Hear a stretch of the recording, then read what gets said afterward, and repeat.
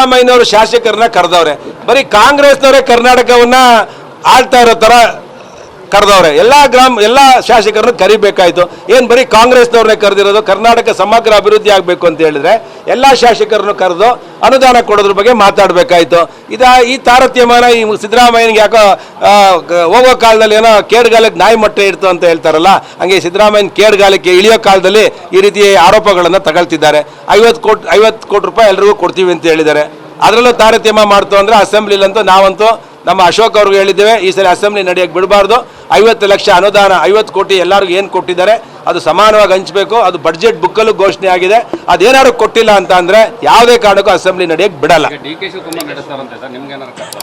ಏನು ಕಾಂಗ್ರೆಸ್ ಸತ್ತೋಗಿದೆ ಅಂತ ಹೇಳಿದ್ನಲ್ರಿ. ಕರ್ನಾಟಕದ ಪಾಲಿಗೆ ಕಾಂಗ್ರೆಸ್ ಸರ್ಕಾರ ಸತ್ತು ಮಲಗಿದೆ. ಬರೀ ಪೇಪರ್ ಮೇಲಿದೆ, ಹಣನೂ ಇಲ್ಲ, ಏನೂ ಇಲ್ಲ. ಸುಮ್ಮನೆ ಮೀಟಿಂಗ್ ಮಾಡಿ ತಿಪ್ಪೆ ಸಾರಿಸ್ತವ್ರೆ. ಈಗ ಡಿ ಕೆ ಶಿವಕುಮಾರ್ ನಾನು ಮುಖ್ಯಮಂತ್ರಿ ಆಗಬೇಕು ಅಂತ, ಸಿದ್ದರಾಮಯ್ಯ ನಾನೇ ಉಳ್ಕೋಬೇಕು ಅಂತ, ಅದ್ರ ಮಧ್ಯೆ ಮಲ್ಲಿಕಾರ್ಜುನ್ ಖರ್ಗೆ ನಾನು ಬರ್ತೀನಿ ಅಂತ ಕೂತಿದ್ದಾರೆ. ಇದು 3 ಬಾಗ್ಲು 10 ಬಾಗ್ಲಾಗಿ ಕೂತಿದೆ ಕಾಂಗ್ರೆಸ್ನ ಜನ. ಇವತ್ತು ಎಲೆಕ್ಷನ್ಗೆ ಹೋದ್ರು 150 ಸೀಟ್ BJP ಬರುತ್ತೆ. ಭ್ರಮೇಲಿದ್ದಾರೆ. ಅವ್ರು ಮುಸುರಿ ನೋಡ್ಕೊಂತೇಳಿ ಕನ್ನಡಿಲಿ ಹೋಗಿ ಅವ್ರ ಯೋಗ್ಯತೆ ಗೊತ್ತಾಗುತ್ತೆ. ಸುಮ್ಮನೆ ಸಮಾವೇಶ, ಸಾಧನೆ ಸಮಾವೇಶ.